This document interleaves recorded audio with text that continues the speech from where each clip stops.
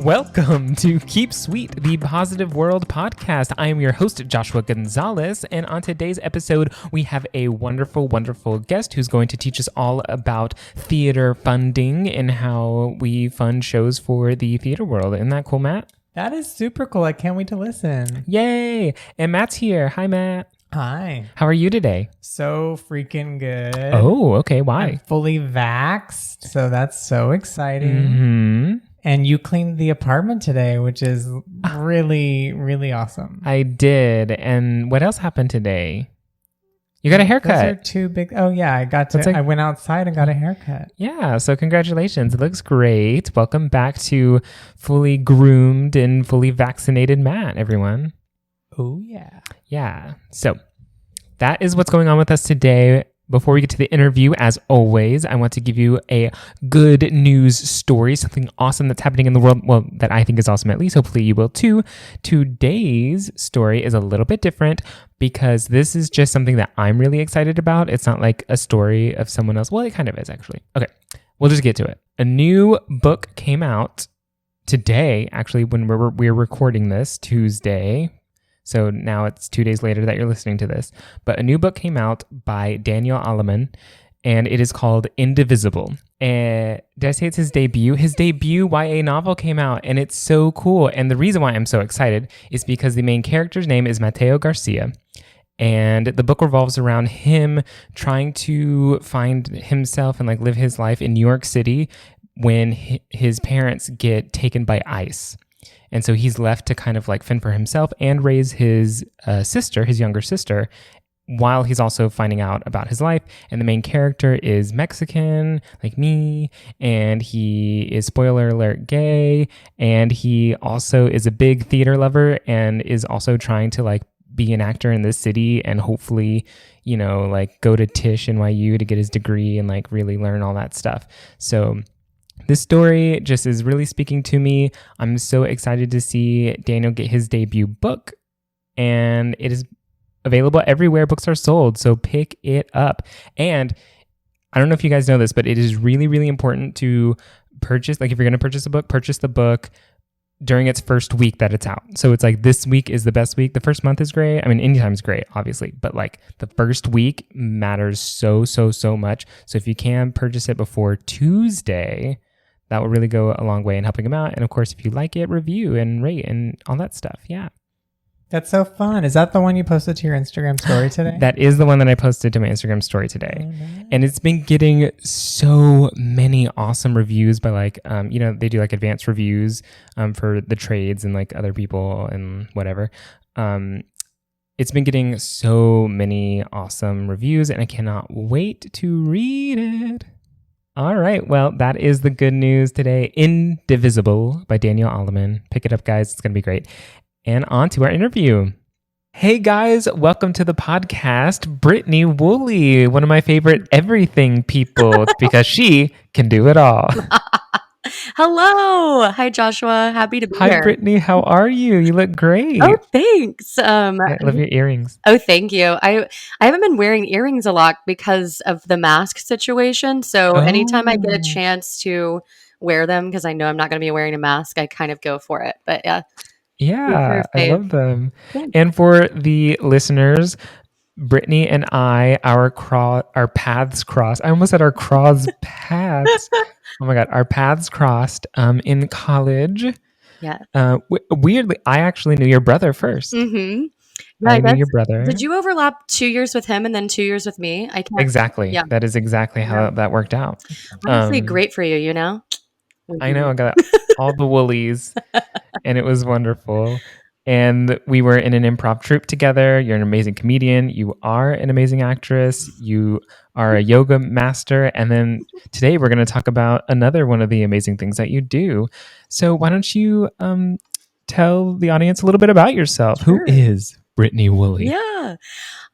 Hi, everyone. Happy to be here with Joshua. I love this podcast that he has created and just happy to be here. I am, yes, I went to school for acting and musical theater and moved to Austin after that and jumped right into fundraising with the theater there and realized that that was something that I was good at. It was connecting people to art and really enjoyed that. And then during my time in Austin, started taking yoga classes and just fell in love with it and decided to go through teacher Mhm. training there in Austin. And as I moved to New York, have continued that journey and hoping to get back into improv soon when things kind of open back up. That's kind of like Yeah. next on the list that I've been saving up money to take classes. So Of course, excited of to course. move that muscle again. Yeah, and I wanted to have you on the podcast because you are one of like the most positive people I know. You're just so full of life and like full of you're always there to help and be everything. I told Matt, I was like, because okay, so for those who don't know, like a month ago I had to have an endoscopy and I needed a chaperone, but Matt wasn't fully vaccinated yet. So I was like, I contacted one of my friends, but she was out of town. And then she was like, well, hello, Brittany's still in town. I was like, oh my God, of course, because Brittany is like exactly the person you want with you when you're going through something that's kind of scary like that, because Sweet. she'll just take care of everything. You know, she's going to remain positive and upbeat about it all. And she is going to be the angel to take you there. It was just such, I can't thank you enough because it was Yeah. just such a great feeling to know that you were there with me through that. I was You're just that kind of so person. happy to help. Yeah, it was no problem. I was like a chaperone. Don't mind if I do. No, it was great, and it was good to see you too in person. I know, I know. You were the first person I knew that I had seen in a year. So Yes. you mentioned that you went to Austin and then Mhm. you sort of fell into theater development there, which Mhm. for the people who don't know, she touched on this a little bit, but theater development, like the development department is Mhm. all about raising the money in the various forms. You know, I mean, Brittany's going to correct me on all this, but, uh, you know, they deal with writing grants to get money. They deal with getting individual patrons and donors in, doing all the donor events, all the galas and the dinners Mhm. and the opening night parties for the donors to make them feel special so they'll give more money. They are the lifeblood of the theater industry, honestly, because it can't happen without donors because, you know, we don't have the government funding for the arts that we should have. We don't have the availability to make good profit margins when we're talking about box office and ticket Mhm. income. It just doesn't work. Mhm. Um, but it is like, how did you fall, quote, Yeah. fall into that type of role? Because it isn't a role that we were taught in school Right. existed or we were Right. trained to do those things. Yeah. I think a lot about this because I moved to Austin and wasn't quite ready to make the jump to New York right after school. And I had a couple of friends moving to Austin and I was like, you know what? I've never been there. It seems like a cool city. And I knew that there was a couple of theaters and just like there's always it's a huge music space, music hub. Mhm. And I moved there and just sent out with the help of my brother. I was like, "What do I do?" And he was just like, "Send out your resume. Just send it, and maybe someone will answer." I was like, "Just email people at the theater," and he was like, "Yes." And you know him, and you know that's exactly how he Yes. said that. Yeah. Um, Her brother is the biggest go-getter and gets whatever he wants because he goes after it and he's just such a great hard worker in that aspect. I love him. yeah, he's a very driven person. I Yes, that's the word, driven. we are. I wouldn't say different in that way, but we just approach things differently from that angle. But uh, yeah, so I sent out my resume to this theater in Austin, Zach Theater. I mean, if you know Austin theater space, you know Zach, but and there's a lot of amazing local theaters in Austin. Um, and I got an email back for a PR like internship that someone said that they could interview me for, and I was like, sure, great, sounds amazing. Because at the time I was like, I started doing nannying jobs. I just was starting to do anything, to make rent in Austin. Hmm. And I went on this interview at Zach. And then in the middle of my interview, the development director at the time walked in to my interview and just sat down with the other person who was interviewing me and asked me a couple questions and looked at my resume and just slid her card. I kid you not, slid her card across the table to me and said, "I can pay you." And then like waltzed out. And I was like, who was that? Like, I mean, she asked me a couple questions, sure, but it was very just like they had just lost a part-time replacement for maternity leave, and she was just like trying to Oh, hire someone, and she was like I can, the person who's going to manage you can figure out how to help you figure this out. Like you seem like a capable human being, essentially. And so I emailed her right after that, and I was like, I'll be doing that job because the PR internship wasn't going to be paid, and I was like, I don't even really right. love PR. It's not something that I went to school for. But so going back, our department gave us a wide range of we the elements. Like we knew how to sew a Hmm. costume, we knew how to do lighting and sound, or kind of dabbled in all of those things. Hmm. But the one admin part that they really focused on was marketing, and then there was no talk about development at all. I didn't even know what the word meant in the Exactly. theater space. Development, was thinking of like contracting jobs, or I don't know. And so I get this job, and I'm just like, my brain breaks almost, because I'm like, we can't do theater without money. Why is that not the first thing we learn in Exactly. school? So I basically had this lovely boss, manager in Austin, and she just kind of took me under her wing and taught me everything she knew. She was I think my brother's age, so she was only like 3.5 years older than me, and just we got along really well. And I was doing a lot of like data entry, learning the CRM, this customer relation tool, and just starting to meet donors on the side and Hmm. realizing that, like, oh, I really love helping people connect to the art in that way and knowing why they give. And there's no better people to talk to, ask people for money about arts that enjoy art or like have a background in the arts, Hmm. because I Exactly. can talk to them about the shows. They can ask me nitty gritty questions that I know answers to or just interested in. And I just, I loved that. I loved that part of it. It felt like I have always really loved like being a connector for people, like within my friends, within people that I meet. Mhm. Yoga literally means to yoke, like it is a connection. And I found that through within development and connecting donors to art. So my job in Austin was in the individual giving aspect. So I didn't Hmm. ever, touch the grants world or anything while I was there. And then when I moved here or started wanting to move here, I was looking kind of just all over the place, like development manager positions, which is my title now. So this kind of like overarching title rather than just individual giving. Hmm. It was tough. This was so I moved in November of 2019, and I was able to come up and do one interview before that, but it was really hard to try and get my foot in the door without being here. And then Yeah. also after spending, I'd spent 5.5 years in Austin, which is looks great on a resume, but it's when you're trying to move markets from like from regional theater to potentially Yeah. Broadway shows, they're like, "Well, you don't know anything about New York theater." And I'm like, "Yeah, you're right, but I'm asking for money, I'm not." Yeah. I was like, I feel like this is different, but I understand that you would want someone to kind of like know the space and know the people in the city, which is what happens over 5.5 years. It's like that thing where you're just out of school trying to get a job, and they're like, but we would need 3 years of experience for this, and you're like, that's not how Hmm. this happens. And it's supposed to be an entry level position.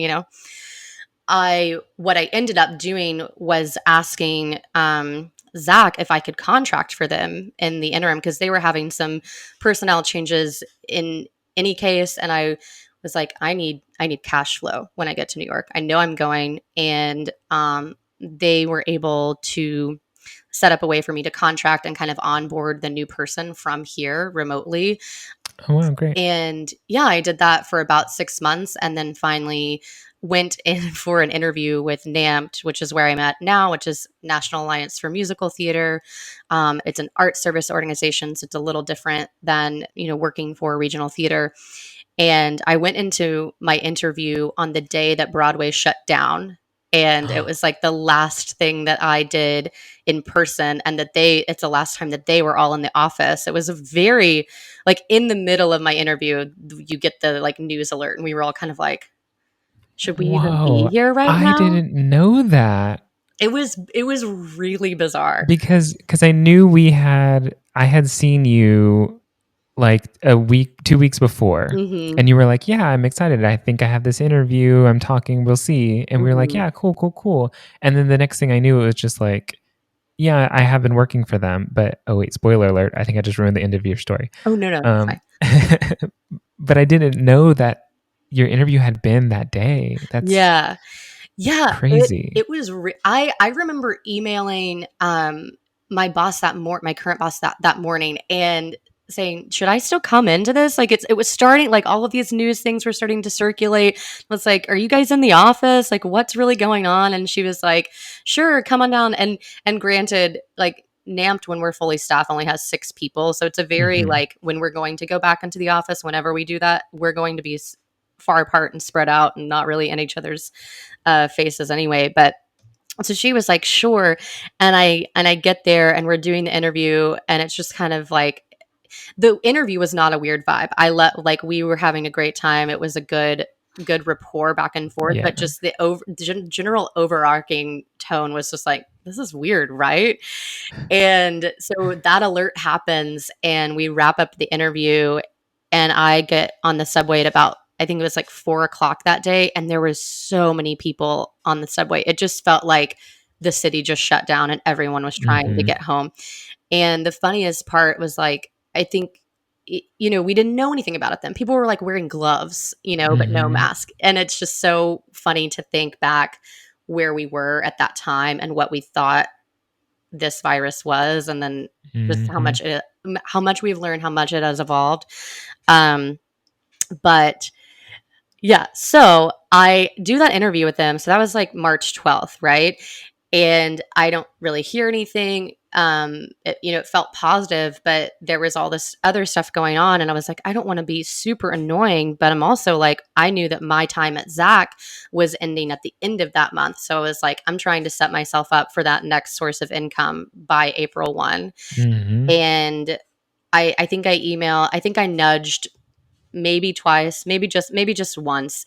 And what was going on in the background that I hadn't really been thinking about was like, well, they don't know where their income is going to be coming from. Yeah. Like, if we have to shut down, they were dealing with having to cancel the spring conference. They were set to go to Chicago at the end of Yeah. March. And so there was all of Yeah. this like So backward. for those who don't know, NAMT basically they work to bring together a bunch of regional theaters Mhm. and producers, but also writers and new works, new Mhm. shows that are coming up and coming and blah blah blah. So they have these 2 conventions, one in the fall, one in the spring, Mhm. and they gather everyone up and they do new shows and Yeah. showcase them. And then if theaters like them, then they'll be like, "Ooh, I'm gonna produce this next season," or "Ooh, I want to Yeah. be the regional tryout for this show," and then hopefully we can all make it go to Broadway and stuff. So Yeah. it's like one of the best places that supports new works. It's amazing. But they heavily rely on 2 conventions like throughout Yeah. the year. Yeah. So Um, and then to add to that layer, and you're exactly right. But when you think about our members, so people that are paying us membership dues are those regional theaters mm, or universities with musical theater mhm. programs, and they had no idea what was happening with their budget.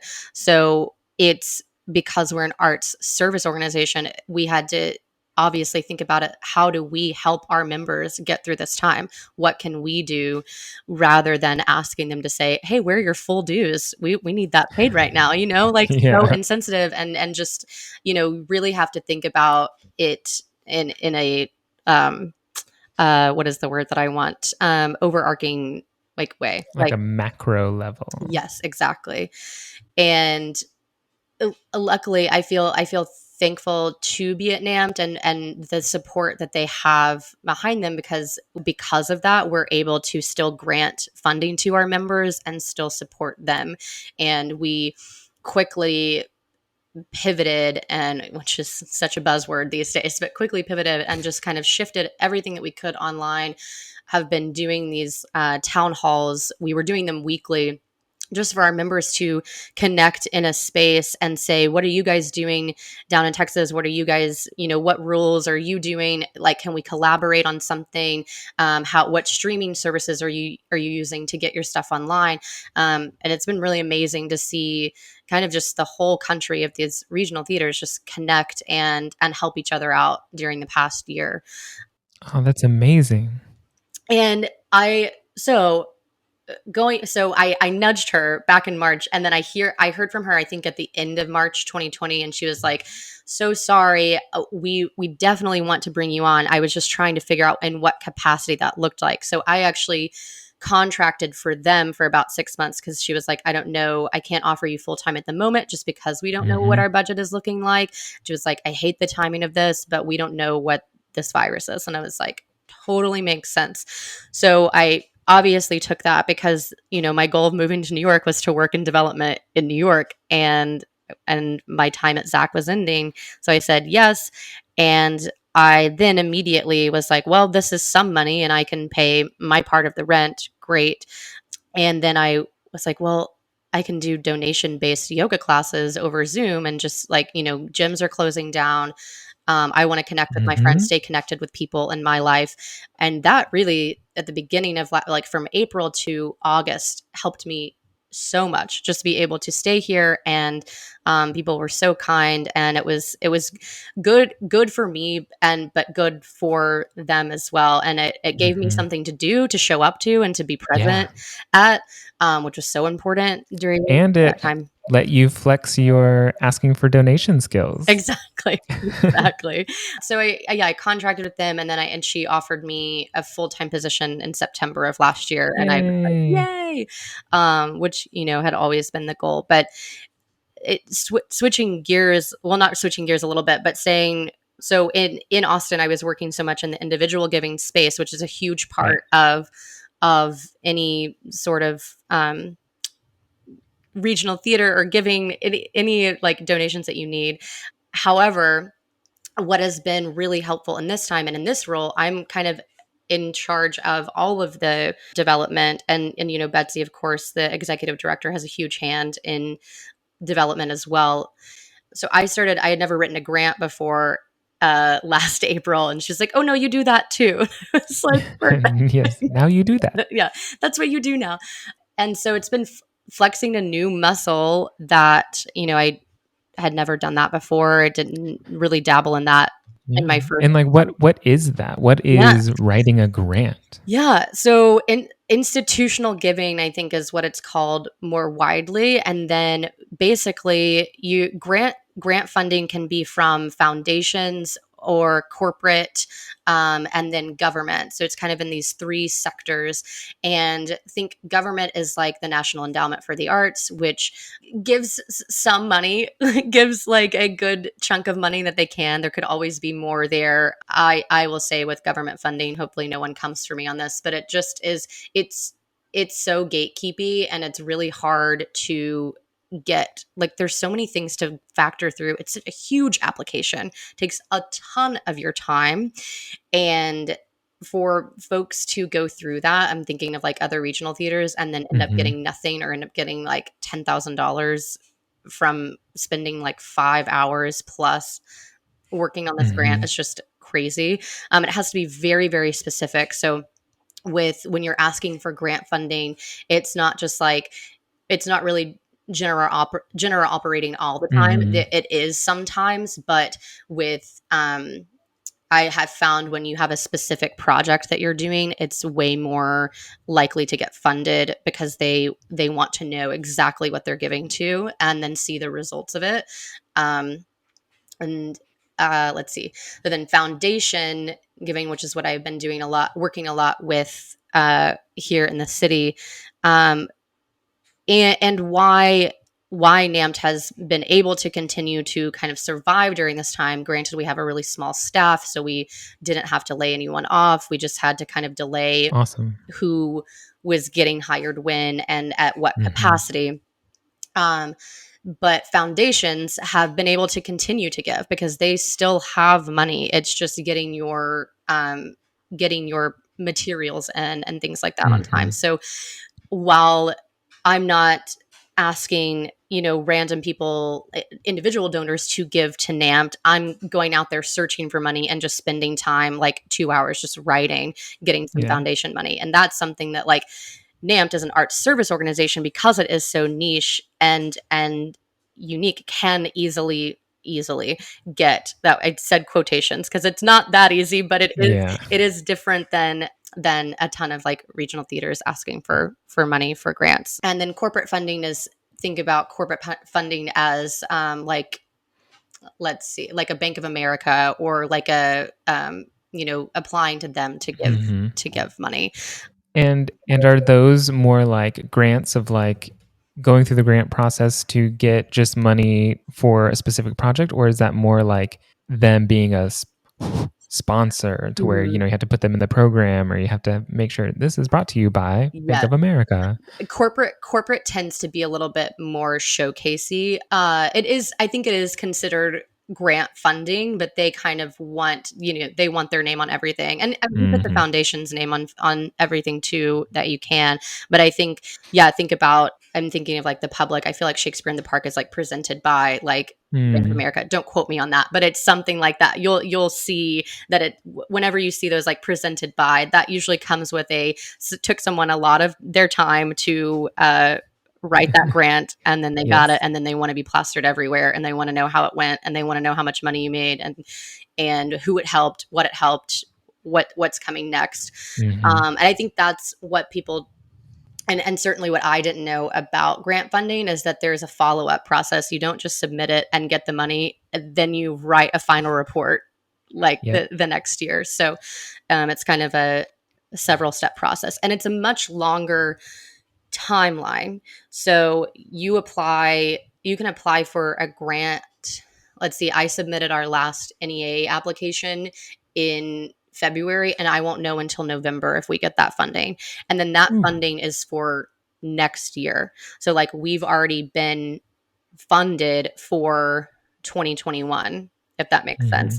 And then individual giving, however, is just like right in the moment, then you're giving, and it goes into this fiscal year. So granting is a little bit more forward focused. It's definitely, I think of people who work in institutional giving, which is, I guess now me, I just never thought of myself in this way, is like very organized, like planners.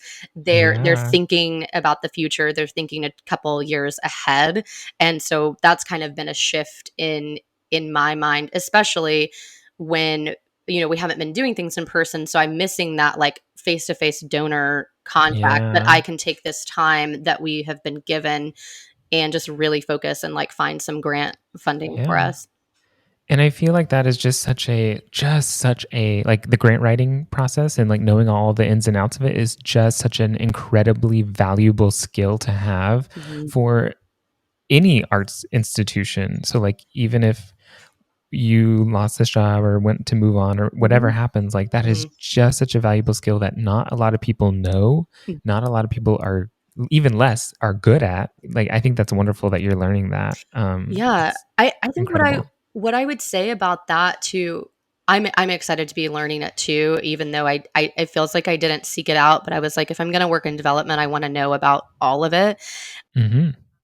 Is that I didn't realize how many grants there are for so many random things. Like when I first started this job, when I still had Facebook, which I don't anymore, but I would be sending like to the BUT or like Baylor University theater groups and be like, did you guys know that you can apply for a grant during this time if you like lost work?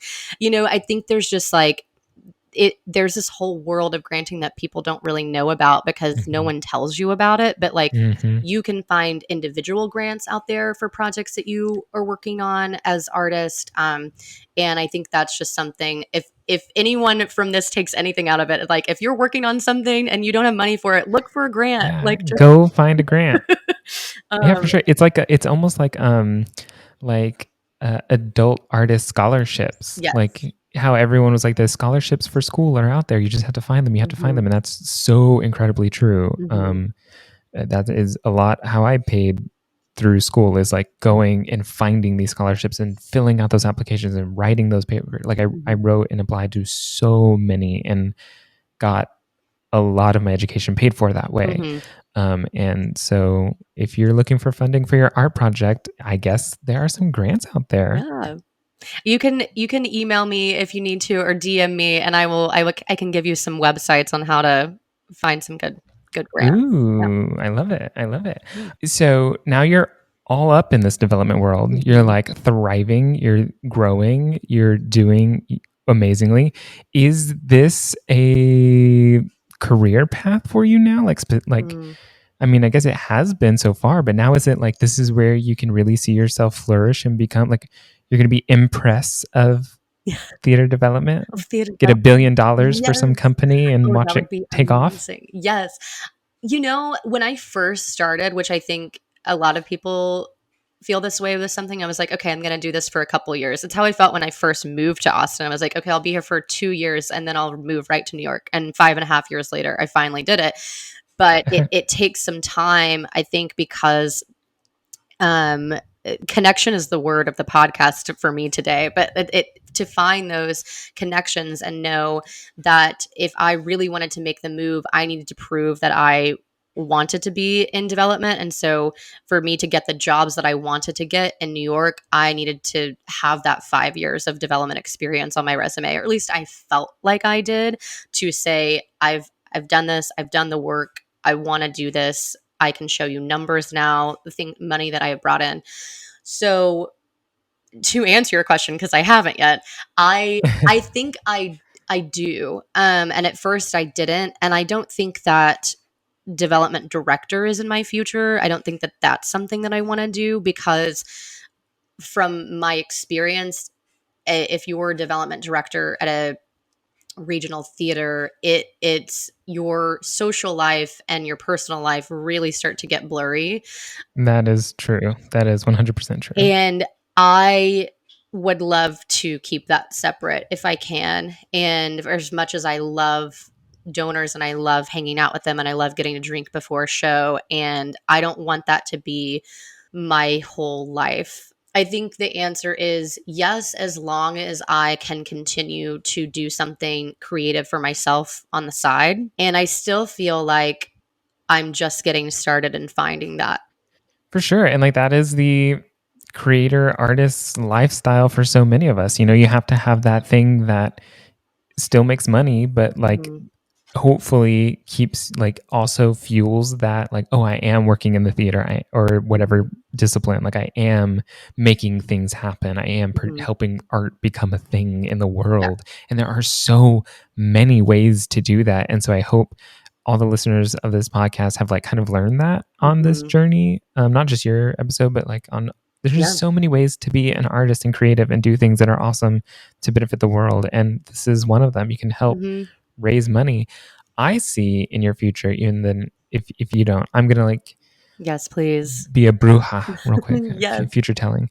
I see you at some point being picked up by some producer to run all of their fundraising for their initial investments for some Broadway show, and then making a bunch of money, and then just like using it to do whatever you want. I would love it. To all the producers listening, hit me up. Thank you so much for being on the podcast today. What is next for you? Like just in general in life and whatever. You know, it feels so crazy that it's May and we're entering into like summer in the city again. I feel alive. in a way that, like, don't get me wrong, I love winter. I think I may have told you this when when I was chaperoning you, but there is something about like going outside and seeing the sunshine and just being out and about. Next for me, we just started a new fiscal year at NAMT in May, so we're kind of like in turnover season, and I actually just started going back teaching in the studio. I have 2 classes at Core Power Yoga in the Village, which is wild, which we're all masked. It's all very, very COVID friendly, and everyone, it's like there's only like 7 people in each class, super small. So that's been kind of wild. And then looking forward, I booked a trip to see my brother and his lovely husband in June. They just bought a home, so I'm looking forward to going to see them. Yeah, what? There are so many awesome things happening for you right now. Amazing. And then one of those things is hopefully we will see each other in person in the next few weeks. Yes, I can't wait. And then where can people find you if you want to be found? Yes. I can be found on Instagram at BrittKay, BrittKaye. That's Instagram handle. And if you want to message me there and you want to connect over email, I'm happy to share that with you there. I'm not going to spell out my name for you here because that would just be a lot on the podcast. Yes, but happy to connect. It'll be in the show notes. You know, they can just click the link. So, yes, the show notes. The show notes. Yes. All right. Yeah. Thank you so much. I love you so much. Thank you for being here. Bye. Thanks. And that was our interview with Brittney Woolley. Isn't she so fun and great and like kind of doing awesome for being in New York for just such a short period of time? She's really flourishing here, and I cannot wait to see what she does next. She's so fun. We love Brittney, and this weekend she's going on a little trip with us. I know. And we didn't even know that when we did the interview. That was an after the fact thing. And we just know now.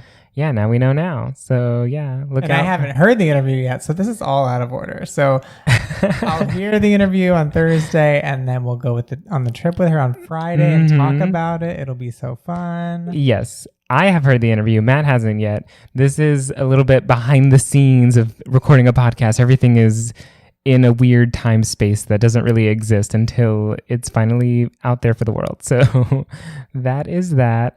We are going to have an amazing weekend, like Matt said, on our fun little getaway. I hope everyone out there is finally able to be getting out and seeing people again and living some sort of a life that they remember now that life is starting to return a bit to what we remember. But better. Yeah. I don't want to, I always hesitate using the word normal because I don't think normal is good. We want it to be better. So let's go out there and make the post-pandemic life better, everyone. And I will see you next week. Thank you so much for listening. Be sure to rate, review, and do all of those amazing things. And share to everyone. Share. That really goes a long way in helping the podcast.